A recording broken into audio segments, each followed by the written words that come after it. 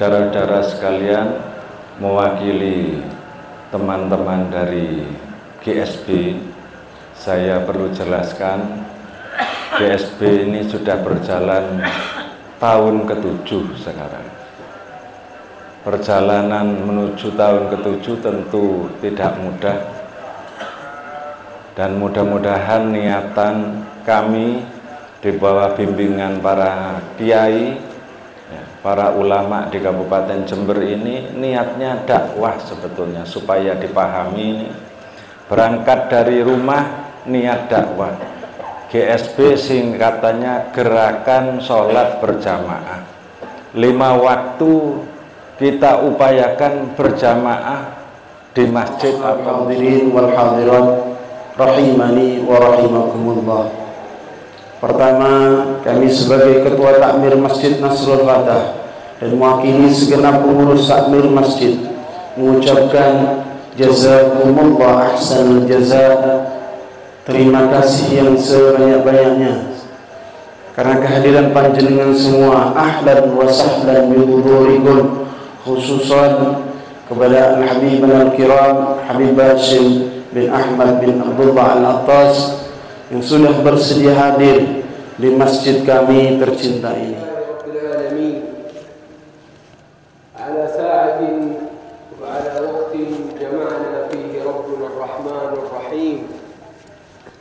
ليملأ قلوبنا من فيض كرمه ورحمته وعطائه سبحانه وتعالى. Bismillahirrahmanirrahim. Beliau guru dan tamu mulia kita Al-Habib Basim bin Ahmad Al-Attas memulai tausiahnya dengan memuji kepada Allah yang telah memberikan karunia-Nya kepada kita sehingga Allah mengumpulkan kita di tempat ini tak lain dan tak bukan hanya ingin memberikan kebaikan-kebaikan dan memenuhi hati kita dengan pancaran cahaya. Walhamdulillahi Rabbil Alamin ala sa'atin da'a lakum fiha sayyidul mursalin sallallahu alaihi wasallam. Qala sallallahu alaihi wa alihi Allahumma barik li ummati fi bukuriha ay fi hadha al mubarak.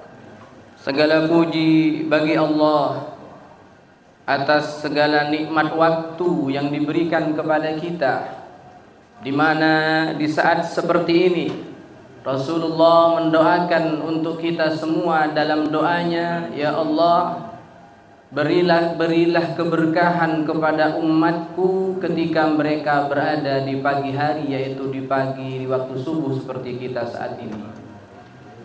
Thumma salatu wassalam ala sayyidil anam habibi rabbina ar-rahman sayyidina wa nabiyyina wa imamina طبيب أرواحنا وطبيب قلوبنا ونور عيوننا محمد صلى الله عليه وسلم. Kemudian salawat dan salam sejahtera semoga tetap tercurahkan kepada kekasih Allah Subhanahu wa taala.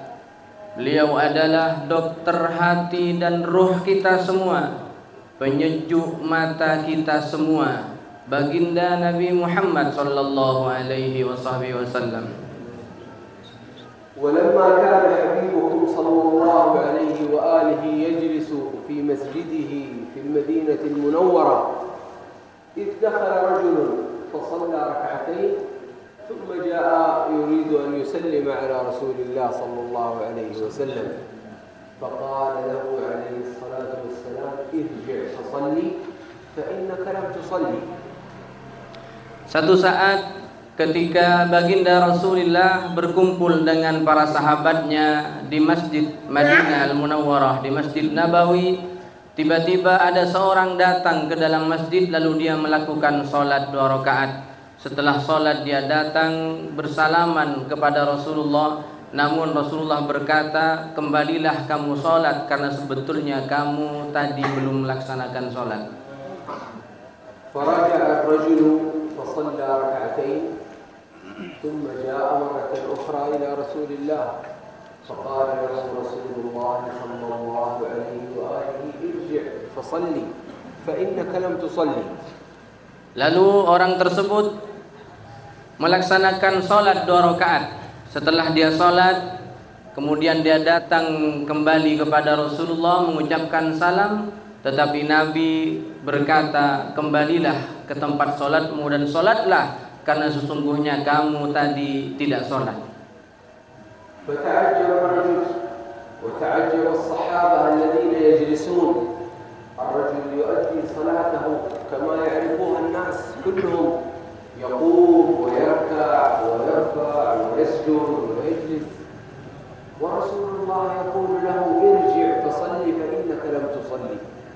Maka laki-laki itu heran karena dia sudah sholat beberapa kali, 2 kali atau 3 kali, namun Nabi mengatakan kamu belum sholat. Dan juga sahabat-sahabat yang ada juga heran, bagaimana mungkin orang itu sudah melaksanakan sholat, tapi Nabi lagi-lagi mengatakan sholatlah karena kamu belum sholat. ثم عادها الرجل للمرة الثالثة، رجع فصلى، فجاء إلى رسول الله فقال له صلى الله عليه وسلم إنك لم تصلي. Hingga kemudian laki-laki itu melaksanakan sholat lagi 2 rakaat. Ini yang ketiga kalinya. Setelah dia sholat, lalu dia datang kembali kepada Rasulullah. Namun lagi-lagi Rasulullah berkata, sholatlah karena sesungguhnya kamu belum sholat. فقال له يا رسول الله والله لا أعرف غير هذه الصلاة، هذه الصلاة التي أعرفها لا أعرف سواها. Kemudian si laki-laki itu berkata, ya Rasulullah, demi Allah aku tidak tahu lagi cara sholat seperti apa. Yang aku ketahui yaitu cara sholat seperti yang aku lakukan tadi. Aku tidak tahu cara sholat yang lain selain daripada yang setelah aku lakukan itu, ya Rasul. فأخبره عليه الصلاة والسلام بالنقص العظيم الذي وقع في صلاته. Maka kemudian Rasulullah memberitahu dan mengajarinya, memberitahu akan kesalahan besar yang terdapat di dalam sholatnya yang sudah dia lakukan 3 kali itu. ولأن هذه الصلاة هي حضور القلب مع الله سبحانه وتعالى، فلازم هذا الحضور، لا بد من هذا الحضور أن يكون معه طمأنينة وأن يكون معه سكينة، وهي التي كان يفتقدها هذا الرجل. Apa kira-kira kekurangan yang ada pada seorang laki-laki itu? Ternyata saat dia sholat hatinya tidak hadir bersama Allah. Dia tidak tumakninah dalam sholatnya, tidak ada sakinah, tidak ada ketenangan di dalam sholatnya. Maka kata beliau, hendaklah kita saat kita sholat hadirkan hati kita dan tumakninahlah dalam sholat kita serta sakinahlah dalam sholat kita, maka itu merupakan rahasia yang besar. وقد جاء في حديث رسول الله صلى الله عليه وآله يصلي أحدكم وليس له من صلاته إلا نصفها، قال ويصلي أحدكم وليس له من صلاته إلا ثلثها إلا ربعها، يصلي أحدكم صلاته ثم تطوى وترمى في وجهه والعياذ بالله وكأنه لم يصلي مثل هذا الحديث الأول. Bahkan dalam riwayat yang lain dikatakan Nabi berkata kepada para sahabatnya, ada di antara kalian yang sholat tapi kalian tidak mendapatkan apa-apa dari pahala sholat itu kecuali setengahnya saja. Bahkan di lain kesempatan Nabi berkata lagi, ada orang sholat yang dia tidak mendapatkan pahala dari sholatnya kecuali 1/3 saja dari pahala sholatnya. Lalu Nabi mengatakan ada juga orang yang sholat dia tidak dapat pahala dari sholatnya kecuali hanya 1/4 dari sholatnya, dari pahala yang dia dapatkan. Bahkan ada, kata Nabi, orang yang sholat dia tidak mendapatkan apa-apa dari sholatnya, bahkan sholatnya ditolak secara mentah-mentah dan dikembalikan kepada si pelakunya. لذلك يا معشر الحاضرين والحاضرات، موجود حاضرات؟ موجود. لذلك يا معشر الحاضرين والحاضرات، هذه الدقائق المباركات إن شاء الله تعالى نتعلم فيها سويا كيف يكون خشوعنا في الصلاة، وكيف تكون الصلاة التي يرضاها الله سبحانه وتعالى عنا. Hadirin dan hadirat, maka di waktu yang sangat singkat ini, waktu yang penuh dengan berkah ini, mari kita bersama-sama belajar bagaimana cara kita khusyuk di dalam solat kita, bagaimana kita bisa melaksanakan solat dengan semaksimal mungkin. أولا اعلموا أن الخشوع في الصلاة لا يبدأ في الصلاة، أي لا يبدأ عندما نقول الله أكبر، بل أن الخشوع في الصلاة يكون منشأه وبدايته من قبل الصلاة وهو من وقت الوضوء للصلاة. Pertama, cara menanamkan rasa khusyuk dalam solat, ketahuilah bahwa solat khusyuk itu tidak diawali dari sejak kita memulai solat. Tidak diawali sejak kita takbiratul ihram Allahu Akbar, tapi khusyuk itu harusnya sudah mulai saat kita melakukan wudhu sebelum sholat. Itu sudah hati kita sudah belajar khusyuk, bukan ketika kita sudah masuk dalam sholat. ويكون هذا الوضوء ليحسن هذا الوضوء يكون بكامل سنن هذا الوضوء وباستحضار أن هذا العمل وهو الوضوء هو أول الأعمال لمقابلة الله سبحانه وتعالى. Dan di antara cara kita khusyuk di dalam wudhu kita, di antaranya kita berusaha melaksanakan yang sunnah di dalam wudhu kita, bukan hanya yang wajib, bukan hanya yang fardu, tapi seluruh sunnah-sunnahnya wudhu dikerjakan. Lalu setiap amal perbuatan dalam wudhu kita, mulai dari yang pertama hingga akhir, harusnya hadir dalam hati kita bahwa itu merupakan simbol-simbol penghambaan kepada Allah Subhanahu wa taala. ولما كان سيدنا الإمام علي زين العابدين ابن الحسين كان يتوضأ كان وجهه يتغير، وجهه يحمر ويصفر أحيانا، فسألوه وقالوا له يا إمام لماذا يتغير وجهك وأنت تتوضأ؟ فيقول لهم ألا تعلمون بين يدي سوف أقف بعد قليل. Sayyidina Ali, Al-Imam Ali Zainal Abidin, putra dari Imam Husain bin Ali karramallahu wajhah, satu saat ketika bahkan dalam setiap wudhunya, di saat beliau berwudhu, berubah warna wajahnya, terkadang berubah menjadi merah, terkadang berubah dengan warna yang tidak lazim. Lalu ditanyakan kepada beliau, "Wahai Imam, kenapa engkau di saat setiap engkau berwudhu wajahmu selalu berubah?" فقال لهم سيدنا علي زين العابدين قال لهم ألا تعرفون بين يدي من سوف أقف بعد قليل. Lalu beliau menjawab, apakah kalian tidak tahu bahwa wudhu ini dan setelah saya berwudhu, saya akan berdiri di hadapan siapa? Saya akan menghadap kepada siapa? فانظروا إلى استحضار عظمة الله سبحانه وتعالى منذ متى؟ ليس منذ بداية الصلاة، وإنما من قبل الصلاة، والإنسان يستحضر أنه سوف يقف بين يدي الله سبحانه وتعالى. Dan lihatlah, ternyata khusyuk di dalam solat itu tidak dimulai dari sejak takbiratul ihram, tidak dimulai dari sejak dia solat, tetapi hatinya sudah hadir bersama Allah di saat dia melakukan wudhu sebelum solat.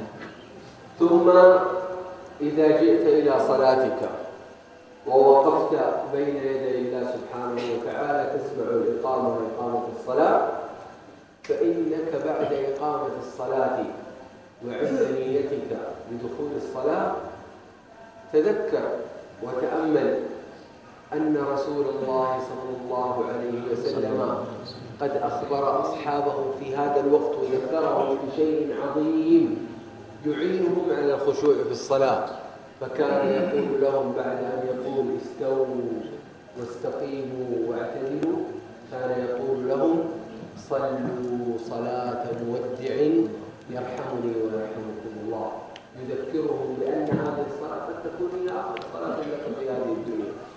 Dan di saat kita akan hadir dalam solat, di saat iqamah sudah dikumandangkan, lihatlah bagaimana Nabi mengajarkan supaya kita masuk dalam solat kita dengan penuh kekhusyuan, Nabi mengajarkan kepada sahabat-sahabatnya setelah dikumandangkan iqamah. Lalu Nabi memerintahkan sahabatnya untuk meluruskan shaf dan barisan sebelum dimulai dengan takbir. Nabi mengajarkan dan memerintahkan satu perintah, sallu salata muwaddi'. Kata Nabi, solatlah kalian semua dan ingat, jadikanlah solat ini seakan-akan menjadi solat terakhir kamu dalam kehidupanmu. Wa hadha halun yukhbiruna fihi sallallahu alaihi wa alihi wa sahbihi wa sallam بأمر أصلا هو يطلبه منا دائما عليه الصلاة والسلام ويقول تذكروا هادم اللذات، تذكروا مفرق الجماعات، تذكروا الموت فإنه يذكركم الآخرة. فهذا الوقت لكي نستحضر فيه الخشوع من أولى الأوقات التي نتذكر فيها الموت، لأننا نعلم كثير ورأينا كثير من مقاطع ومن أصحابنا ومن معارفنا هكذا ماتوا فجأة بدون سبب بدون مرض، وهذا حال الموت. Dan begitulah kondisi seseorang yang ingin menghadirkan rasa khusyuk dalam solatnya. Selain dia khawatir solat itu akan menjadi solat terakhir dalam hidupnya, maka dia juga menghadirkan dalam dirinya mengingat kematian.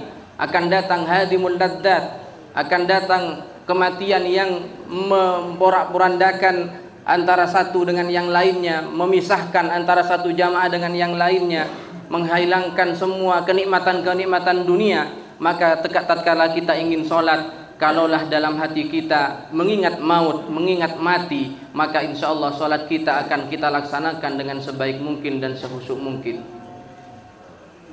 ثم بعد ذلك تكبر إما كانت الصلاة فردية أنت بمفردك أو تكبر مع الإمام فتقول الله أكبر. وحينما تقول الله أكبر تستشعر حقيقة أن الله تعالى أكبر.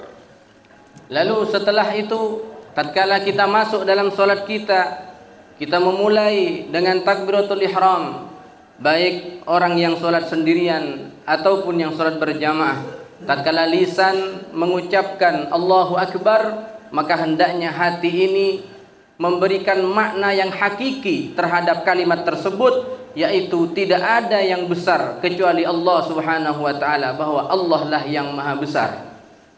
تقول الله أكبر وتستشعر بقلبك حقيقة أن الله أكبر من كل شيء. الله أكبر من همومك التي قد تشغلك في هذه الصلاة. الله أكبر من ديونك. الله أكبر من مشاكل بيتك، من مشاكل زوجتك أو أولادك. الله أكبر من كل ما ألم بك في هذه الدنيا. الله تعالى أكبر منه. Tatkala lisan kita mengucapkan Allahu Akbar, hadirkan makna Allahu Akbar dalam hati kita. Lalu rasakan dalam hati kita bahwa hanya Allah yang maha besar, lebih besar daripada problem kehidupan kita, lebih besar daripada kesedihan-kesedihan kita, lebih besar daripada masalah-masalah dalam keluarga kita. Hanya Allah yang maha besar, yang lain semua kecil di hadapan Allah Subhanahu wa taala. ثم بعد أن تقول الله أكبر وتبدأ في دعاء من أدعية الاستفتاح المعروفة، وتبدأ في أعظم سور القرآن وهي السبع المثاني فاتحة الكتاب. تقول بسم الله الرحمن الرحيم الحمد لله رب العالمين. تحمد الله وتشكره أن وفقك وأذن لك أن تقف بين يديه سبحانه وتعالى. لو لم يرد الله أنك تقف أمام يديه ما تستطيع أن تقف. Kemudian saat kita sudah menyelesaikan takbiratul ihram, lalu kita membaca doa iftitah yang sudah masyhur kita baca, lalu kita memulai dan membuka salat kita dengan Fatihatul Kitab, surat yang agung, Sab'ul Mathani. Kita pelan-pelan membaca dari basmalah, kemudian kita membaca Alhamdulillahirabbil alamin. Di saat membaca Alhamdulillahirabbil alamin, panjenengan sedang memuji dan menyanjung Allah, karena Allah yang memberikan izin kepada kita saat kita bisa berada di hadapannya, kita bisa sholat semata-mata karena izin Allah Subhanahu wa ta'ala. Andaikan Allah tidak menghendaki kita sholat dan Allah tidak mengizinkan kita untuk berada di hadapannya, kita tidak akan pernah mampu melaksanakan sholat itu. Qul alhamdulillah wa'lam anna Allah waffaqaka anta وحرم كثير من خلق الله سبحانه وتعالى هم لا يقفون أمام الله مثل الوقوف الذي أنت تقف به.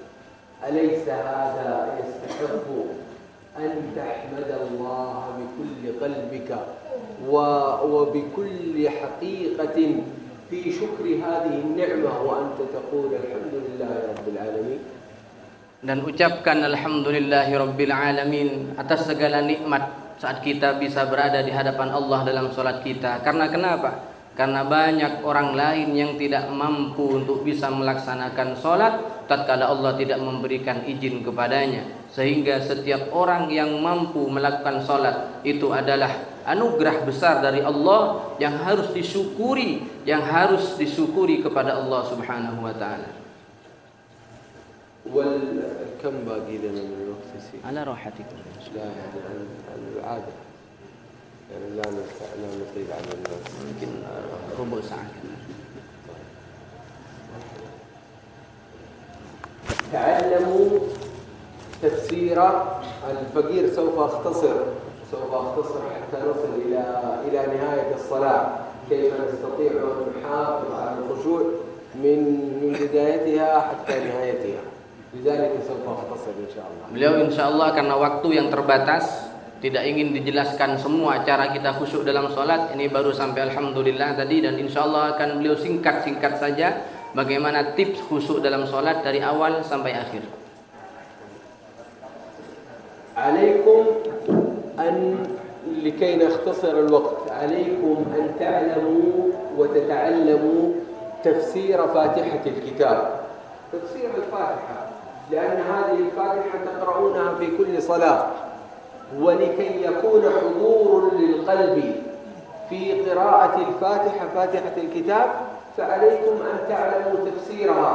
ما معنى الحمد لله رب العالمين، صفات الله الرحمن الرحيم مالك يوم الدين، كل هذا تعظيم لله سبحانه وتعالى. لماذا يعظم الله؟ لماذا جعل الله هذه الفاتحة هي التي في كل فروضنا وفي كل ركعاتنا؟ Untuk bisa menghadirkan rasa khusyuk saat kita membaca surat Al-Fatihah, maka hendaknya, kata beliau dengan secara singkat disebutkan, kita harus belajar makna dan tafsir dari setiap ayat-ayat yang ada dalam surat Al-Fatihah supaya makna-makna tersebut hadir dalam salat kita. Kenapa? Allah di situ menyebutkan sifat Ar-Rahman Ar-Rahim, Malik Yaumiddin, dan itu semua bentuk pengagungan kepada Allah Subhanahu wa taala. ولتعلموا أن الله سبحانه وتعالى يحب الهداية ويريد لنا الهداية سبحانه وتعالى. فتأملوا الله سبحانه وتعالى يقول في فاتحة الكتاب: بسم الله الرحمن الرحيم الحمد لله رب العالمين الرحمن الرحيم مالك يوم الدين إياك نعبد وإياك نستعين. انظروا من بسم الله الرحمن الرحيم إلى إياك نعبد وإياك نستعين، كل هذا حمد وثناء وتعظيم وتمجيد لربنا سبحانه وتعالى. Dan bila kita menghayati dan merenungkan setiap ayat yang ada dalam surat Al-Fatihah, mulai daripada basmalah sampai iyyaka na'budu wa iyyaka nasta'in, ini merupakan sanjungan pengagungan seorang hamba dan memuliakan Allah Subhanahu wa taala dari ayat tersebut. ثم بعد هذا الحمد والثناء لله سبحانه وتعالى من بسم الله الرحمن الرحيم إلى إياك نعبد، كل هذا الحمد والثناء يأتي أو تأتي أعظم دعوة يدعى الله بها ويطلب الله سبحانه وتعالى بها، وهي دعوة الهداية. الهداية يا معشر الحاضرين والحاضرات، أعظم ما نطلبه من ربنا سبحانه وتعالى هو الهداية بعد إياك نعبد وإياك نستعين اهدنا الصراط المستقيم. Dari ayat pertama dari basmalah hingga iyyaka na'budu wa iyyaka nasta'in merupakan pengagungan seorang hamba kepada Allah. Lalu setelah itu ada ayat yang di ayat itu merupakan permohonan dan permintaan kita kepada Allah. Dan ingatlah bahwa permohonan tersebut sebaik-baik permohonan dan permintaan yang paling baik kepada Allah, paling mulia, paling agung, tatkala kita meminta hidayah kepada Allah, meminta petunjuk Allah dengan mengucapkan ihdinas siratal mustaqim. Lidzalik نصيحتي ووصيتي لكم أن تكثروا من هذه الدعوة من دعوة الهداية لأنفسكم الهداية لأزواجكم لأولادكم وبناتكم فإنها والله أعظم دعوة يطلب الله سبحانه وتعالى بها. Oleh karena itu saya berpesan, kata beliau, saya berpesan kepada semua yang hadir, hendaklah kita memperbanyak memohon hidayah kepada Allah, memohon petunjuk kepada Allah, petunjuk untuk kita sendiri, untuk anak-anak kita, untuk keluarga kita, untuk semua orang-orang yang kita kenal. Dan ketahuilah bahwa permohonan hidayah ini merupakan doa atau permohonan yang paling mulia, yang paling agung dibandingkan permohonan yang lainnya. Wa illa fanzuru limada Rabbuna subhanahu wa ta'ala ja'ala hadhihi surat al-Fatihah kamilah وليس فيها دعوة إلا هي دعوة الهداية. Apa buktinya bahwa memohon hidayah kepada Allah merupakan sebaik-baik permohonan? Buktinya karena Allah mencantumkan di dalam surat Al-Fatihah permintaan hidayah ini, Allah cantumkan di dalam ayat-ayat Al-Fatihah, sedangkan Allah tidak mencantumkan permohonan-permohonan yang lain di dalam surat Al-Fatihah yang wajib kita baca. Baik, al-khutwah al-khamisah min khutuwati الخشوع في الصلاة هي القراءة. أنتم تقرؤون بعد فاتحة الكتاب تقرؤون سورة من سور القرآن، سورة إن كانت اعتدتم أن تقرأوا سورة قصيرة أو من مقاطع السور أو من السور الطويلة، أليس كذلك؟ Lalu setelah membaca surat Al-Fatihah, ini tips kelima kata beliau, cara menghadirkan rasa khusyuk ketika kita semua memilih dan membaca surat atau ayat-ayat di dalam Al-Quran seperti yang sudah panjenengan lakukan, baik itu surat-surat pendek ataupun daripada surat-surat yang panjang. Nah, ta'allamu tafsira majmu'atin min as-suwar al-qasira. Surat Al-Kautsar, inna a'tainaka al-Kautsar, awwal 'asr innal insana fi khusr. أو سورة الإخلاص قل هو الله أحد الله الصمد قل أعوذ برب الفلق قل أعوذ برب الناس. تعلموا تفسير هذه السور التي يعتاد الأئمة معتادين أن يقرأوا هذه السور وأنتم معتادين أن تسمعوها، فتعلموا تفسير هذه الآيات أو السور القصار لكي حينما يقرأها الإمام أو تقرؤونها أنتم يكون قلبكم حاضر مع هذه المعاني ولا وتستطيعوا أن تدفعوا وسواس الشيطان في هذا الوقت. Dan berikutnya selain kita belajar makna dan tafsir dari surat Al-Fatihah, hendaknya kita juga belajar tentang makna dan tafsir daripada surat-surat pendek yang sudah biasa dibaca dalam sholat kita. Supaya apa? Supaya tatkala kita membaca atau tatkala mendengarkan imam membaca surat-surat tersebut bisa hadir makna-makna setiap kalimat, setiap ayat yang kita dengarkan dari bacaan imam itu, lalu hadirlah rasa khusyuk di dalam hati kita disebabkan kita paham dan tahu tentang makna dan tafsir dari ayat-ayat tersebut. Ya ma'asyara man arada Allah lahum an yakunu dhuyufan fi baitihi subhanahu wa ta'ala. Wahai sekalian semua yang hadir yang menginginkan menjadi tamu-tamu Allah di rumahnya Allah. Halu ahli al-khushu'i ma'a Allah subhanahu wa ta'ala halun 'azim fihi dawqun 'azim li halawati al-iman wa halawati al-qurb min ar-rahman subhanahu. Kondisi orang-orang yang khusyuk tatkala berada di hadapan Allah dalam salatnya ini merupakan kondisi yang paling agung, yang paling mulia, yang memiliki rasa tersendiri bagi orang yang merasakan khusyuk itu, dan bagi siapa yang merasakan khusyuk itu maka akan merasakan kenikmatan yang luar biasa tatkala berada di hadapan Allah Subhanahu wa taala. An-nasu yadkhuluna fi hadhihi ad-dunya yadkhuluna ila qusuri mulukihim aw salatinihim aw ru'asaihim aw wuzara'ihim ويقفون بكل أدب ويقفون بكل إجلال وكل تعظيم وأنتم في صلاتكم تدخلون في حضرة ربكم سبحانه وتعالى ولله المثل الأعلى. Setiap orang tatkala menghadap kepada penguasa, kepada raja, pada pemerintah, kepada orang yang dimuliakan, dia akan menghadap dengan penuh adab. Dia akan menghadap dengan penuh sopan santun. Maka ingatlah tatkala kita solat, siapa yang sedang kita sedang berada di hadapan siapa. Maka Allah Subhanahu wa taala dari semua Allah Subhanahu wa taala penguasa semuanya, maka hendaklah kita harus lebih sopan dan lebih santun di hadapan Allah supaya kita mendapatkan kemuliaan daripada rasa khusyuk tersebut. ثم بعد ذلك إذا حضرتم الركوع إذا جاء وقت الركوع فتقول الله أكبر وتركع وفي هذا الركوع معنى للانكسار والذل لله سبحانه وتعالى وهذا هو حقيقة أنك تظهر لله أنك عبد وأنك منكسر وأنك ذليل بين يديه سبحانه وتعالى. Dan tatkala kita melaksanakan ruku, kita tahu semua posisi ruku seperti apa, maka hadirkan dalam hati kita bahwa ini merupakan simbol kita ini hina di hadapan Allah, kita ini rendah di hadapan Allah, kita ini tidak ada apa-apanya di hadapan Allah, dan itu merupakan simbol seorang hamba ketika merasa rendah dan merasa hina di hadapan Tuannya.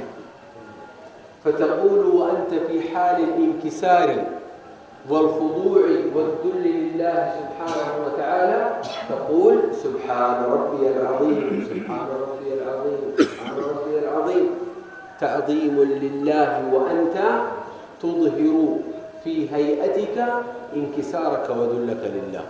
Dan di saat itu pula kita membaca dan kita mengulang-ulanginya subhana rabbiyal azim, merupakan satu bacaan yang dimana kita mensucikan Allah Subhanahu wa taala. Subhana rabbiyal azim, maha suci zat, maha suci Allah yang maha agung, dan disitulah lisan kita selalu mengulang-ulang lafaz tersebut sebagai bentuk pensucian terhadap Allah Subhanahu wa taala. Thumma naqulu sami'a Allahu liman hamidah والعجيب في هذا اللفظ الكريم المبارك سمع الله لمن حمده ما معناها. Dan setelah itu kita i'tidal, lalu lisan kita mengucapkan sami Allahu liman hamidah. Ini luar biasa. Ini apa makna yang terkandung dalam kalimat tersebut? Apa makna yang sebenarnya yang ada dari lafaz sami Allahu liman hamidah? Yani hinama yaqulu Allah sami'a Allah liman hamidah. طيب ألم يسمع الله سبحانه وتعالى للذي لا يحمده سبحانه؟ أليس الله سميعا بصيرا سميعا بكل شيء؟ Ketika kita memuji mengatakan sami Allahu liman hamidah, apakah bukankah Allah zat yang maha mendengar terhadap segala pujian, dan orang yang tidak memuji pun Allah mendengar, Allah maha tahu, dan Allah maha segala-galanya. بل الله سميع لكل شيء سبحانه وتعالى هو السميع البصير ولكن المقصود هنا بسمع الله لمن حمده حينما نرفع من الركوع ونقول سمع الله لمن حمده المقصود منها أنه سمع الله دعوة من حمده سبحانه وتعالى. لماذا؟ لأن بعد الركوع أو بعد الرفع من الركوع يكون السجود وهذا هو مكان استجابة الدعاء فالله قد سمع لمن يحمده سبحانه وتعالى. Makna dari sami Allahu liman hamidah, benar Allah maha mendengar atas apapun, Allah mendengar segalanya, tapi yang dimaksud di sini adalah Allah mendengar orang-orang yang telah memuji Allah dari awal solatnya, dan ketahuilah Allah akan mendengar pula doa-doa yang akan dipanjatkan tatkala kita selesai ruku dan kita berada dalam sujud. Semua doa yang dibacakan dalam sujud itu akan didengar langsung oleh Allah Subhanahu wa taala. ثم يأتي السجود وبه نختم مجلسنا إن شاء الله.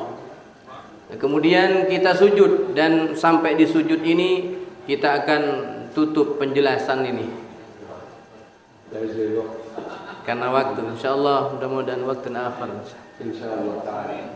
حينما نسجد بين يدي الله سبحانه وتعالى يا معشر المؤمنين والمؤمنات السجود بين يدي الله سبحانه وتعالى عمل يحبه الله سبحانه وتعالى الذين يسجدون، بل الله سبحانه وتعالى يختص الذين يحبهم بأنه يريدهم أن يطيلوا في هذا السجود. Dan tatkala kita sujud, ketahuilah sujud ini merupakan amal perbuatan yang paling dicintai oleh Allah Subhanahu wa taala, yang paling disukai oleh Allah Subhanahu wa taala. Tatkala Allah senang dan suka kepada seorang hamba, maka hamba itu nantinya dia akan bersenang-senang dalam sujudnya dan akan memperlama sujudnya karena dia merasa dia sedang berada di hadapan Allah. Wallahu subhanahu wa ta'ala li'annahu yuhibbu habibahu Muhammadan sallallahu alaihi wa alihi qala lahu wasjud waqtarib. Kemudian karena sujud ini merupakan perbuatan yang paling dicintai oleh Allah, sehingga Allah Subhanahu wa taala berpesan dan memerintahkan kepada kekasihnya yaitu Nabi Muhammad sallallahu alaihi wasallam di dalam firman-Nya, wasjud waqtarib, sujudlah dan mendekatlah. Wa habibukum alaihi salatu wassalam yaqul aqrabu ma yakunu al-'abdu ila rabbih wa huwa sajid. Dan kemudian itu ditegaskan oleh Rasulullah. Beliau dalam sabdanya berkata, sesungguhnya posisi paling dekatnya seorang hamba dengan Allah ketika orang tersebut dalam kondisi sujud. Itulah posisi terdekat antara seorang hamba dengan Tuhannya. Wal gharib wal ajib anna ba'd an-nas yukrimuhu Allah subhanahu wa ta'ala bi an yasilu ila hadha al-mawdi' ila mawdi' as-sujud, mawdi' al-qurb min 'allam al-ghuyub subhanahu wa ta'ala. ثم يسجد سبحان ربي الأعلى ويقول الله قد أحضرك إلى أقرب مكان إليه، كيف تترك هذه النعمة بهذه السرعة تصل إلى أقرب مكان إلى ربنا سبحانه وتعالى ثم تقول سبحان ربي الأعلى الله. Dan yang aneh, sungguh sangat aneh kata beliau, ketika orang sudah diberi kemampuan sujud oleh Allah tapi dia tidak betah dalam sujudnya. Begitu dia sujud, seketika itu dia kemudian segera mengangkat kepalanya, padahal Allah sudah mengantarkan dia ke tempat yang paling mulia untuk bisa sujud. Allah yang memberikan kekuatan, namun dia tidak senang dengan sujudnya, sehingga dia dengan segera mengangkat kepalanya. Ya akhi, qumta wa tawadda'ta wa dhahabta wa mashaita ila al-masjid wa hadarat wa waqafta bayna yaday Allah subhanahu wa ta'ala, kull hadhihi al-a'mal Allah waffaqak ilayha. ثم تأتي إلى هذه اللحظة المباركة، اللحظة المعظمة، أقرب ما يكون العبد إلى ربه وهو ساجد. تترك هذه اللحظة وتبتعد عن الله سبحانه وتعالى. Wahai saudara-saudaraku, kata beliau, Anda dari awal sebelum sholat Anda sudah wudhu, kemudian Anda datang ke masjid dengan berjalan kaki dan lain-lainnya, lalu Anda membuka sholat Anda, semua sudah Anda lakukan. Tatkala Anda berada dalam sujud di waktu yang diberkahi oleh Allah, dalam perbuatan yang paling disukai oleh Allah, lalu Anda meninggalkan begitu saja, hanya dilakukan dengan sebentar sujud Anda, padahal itu waktu yang berkah dan waktu yang menunjukkan panjenengan sedang dekat dengan Allah. تخيل أن أحدا من أصحابك قال لك سوف أدخلك إلى الملك أو إلى الرئيس أو إلى جوبرنور أو إلى والي كوتا أو غيرها، ثم تأتي تصل لكي تقول لهم حاجتك، تقول لهم أنا أريد علاج أو أريد تعليم أو أريد منحة دراسة أو غيرها، تصل إلى عنده بعد أن يأخذ لك موعد وتتجاوز الحرس وتتجاوز مكتبه وتصل إلى عنده ثم تأتي السلام عليكم هكذا. هل هذا من العقل؟ Bayangkan ketika ada orang ingin mengajak Anda kepada orang yang terhormat, kepada para raja, kepada para penguasa. Ada orang ingin mengajak Anda untuk bertemu dengan orang yang berkuasa, orang yang terhormat, yang bisa memberikan Anda apa yang Anda minta. Lalu setelah Anda bertemu dengan orang tersebut, dengan orang yang Anda hormati, dengan penguasa misalnya, setelah membuat janji sebelumnya, kemudian setelah persiapan sebelumnya, ketika Anda berada di hadapan orang itu, apakah Anda akan meninggalkan dan hanya mengatakan Assalamualaikum lalu Anda pulang begitu tanpa meminta hajat dan keperluan Anda kepada orang itu? Anta fi sujudik taqtaribu min Rabbil alamin subhanahu wa ta'ala alladhi biyadihi kulli shay, alladhi biyadihi an yudhiba hammak, الذي بيده أن يصلح أولادك، الذي بيده أن يشفي والديك، الذي بيده أن يرزقك الرزق الكثير، الذي بيده أن يهبك الذرية، الذي بيده كل شيء سبحانه وتعالى. تصل إليه اطلب منه سبحانه وتعالى. هذا الذي يريده ربنا، وهذه هي حقيقة العبادة، أن تدعو الله سبحانه وتعالى. Maka oleh karena itu ketika kita sedang berada dalam sujud kita, posisi itu posisi terdekat seorang hamba dengan Allah, maka mintalah apa saja yang ingin Anda minta. Mintalah dzurriyyah yang salehah, mintalah rizki kepada Allah, mintalah hajat dan kebutuhan kalian, kebutuhan panjenengan. Dan ketahuilah bahwa doa-doa, apalagi doa dalam sujud, itu merupakan hakikat ibadah, karena berdoa kepada Allah itu merupakan intisari daripada satu ibadah. بدلا من أن تشكو همومك وغمومك لأحد مثلك من الناس، مثلك عليك ديون، تذهب لأحد من الناس من أصحابك وتقول له أنا الدين أصابني الهم أريد أن أسدد ديني وما أستطيع، أو ولدي أتعبني في تربيته وهو في عقوق والعياذ بالله وكل هذه الأمور بيد ربك سبحانه وتعالى. ربما لو أنك دعوت الله مرة واحدة أجابها الله ورفع الله عنك همك وغمك. Maka ketika kita mengadukan problem hidup kita kepada orang lain, kita bercerita tentang masalah kita kepada orang lain, tentang hutang piutang yang kita miliki yang membuat kita sedih, tentang anak-anak kita yang nakal misalnya, dicurhatkan, diceritakan kepada orang lain, daripada kita curhat kepada orang lain, mending kita curhat kepada Allah, kita mohon kepada Allah. Barangkali dengan satu permohonan itu Allah akan mengabulkan dan akan menyelesaikan permasalahan kita, daripada kita bercerita kepada orang lain yang belum tentu bisa memberikan solusi. Alladzina dzaqu ta'am al-khushu' fi as-salah ولذة المناجاة ولذة القرب من الله سبحانه وتعالى أولئك قوم شعروا بأنهم إن أدوا صلواتهم بدون خشوع كامل هم يعرفون أن هذه الصلاة ليست الصلاة التي يريدونها وليست الصلاة التي فيها ذوق القرب من الله سبحانه وتعالى.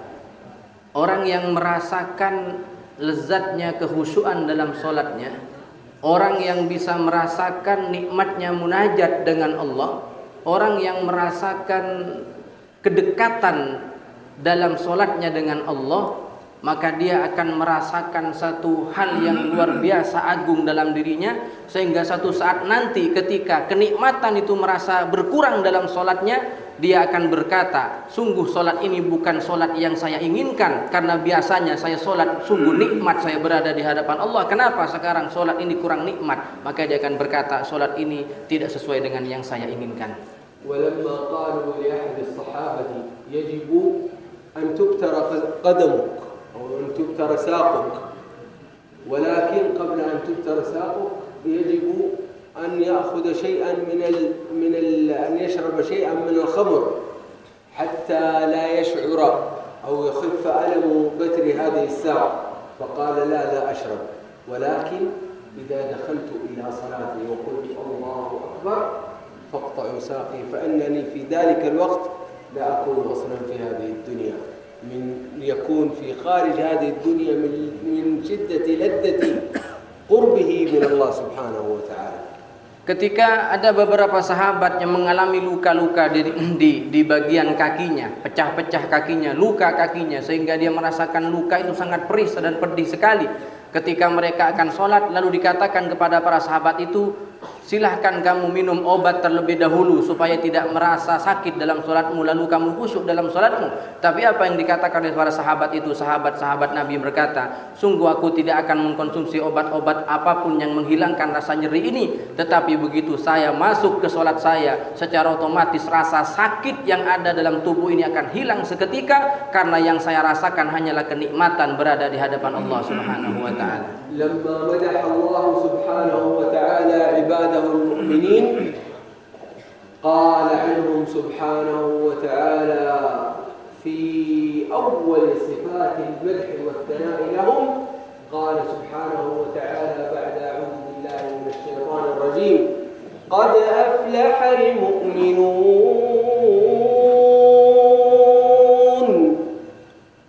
الذين هم في صلاتهم خاشعون. الذين أفلحوا من المؤمنين أول صفاتهم أنهم في صلاتهم خاشعون. Ketika Allah memuji dan menyanjung orang-orang mukmin, orang-orang yang beriman, lalu kemudian Allah memberikan secara khusus orang beriman, diberi kata Allah dalam firman-Nya tadi yang sudah dibacakan, sungguh beruntung dan sungguh bahagia orang-orang yang beriman. Apakah cukup beriman jadi orang bahagia? Tidak, ternyata tidak cukup beriman. Dialah orang-orang yang beriman dan senantiasa khusyuk di dalam salat-salatnya.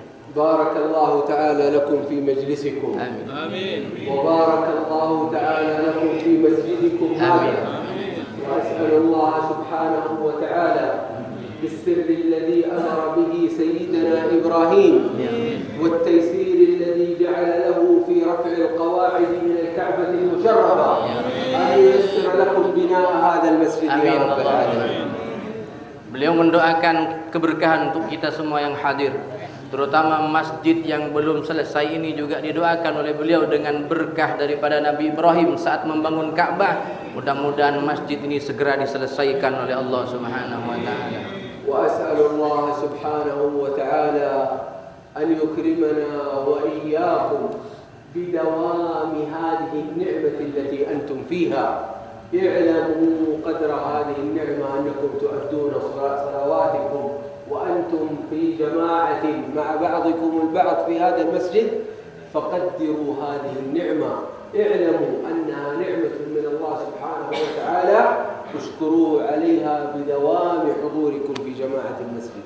Dan beliau juga mendoakan kita semua, mudah-mudahan dengan kenikmatan yang luar biasa yang Allah berikan kepada kita ini, kita senantiasa diberikan istiqomah oleh Allah, bisa selalu ikut serta di dalam salat-salat berjamaah kita, dan bersyukurlah kepada Allah karena Allah Subhanahu wa taala telah memberikan nikmat yang mulia dan agung kepada kita di saat Allah bisa menggerakkan hati kita dan memudahkan langkah kita untuk bisa melaksanakan salat-salat berjamaah seperti sekarang ini.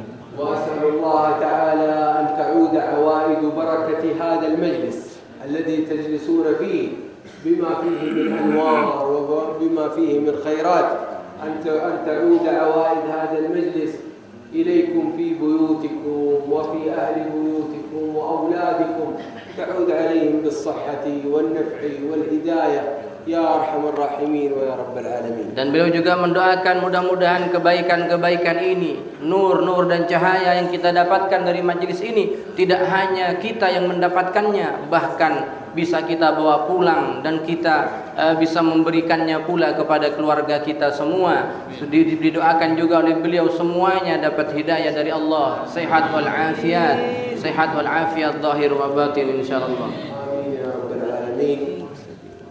جماعة دول كل يعني نترك الإجازة الفاتحة والراتب في آخر محاضرة خلاص إن شاء الله. وصلى الله وسلم وبارك على سيدنا محمد وآله وصحبه وسلم والحمد لله رب العالمين.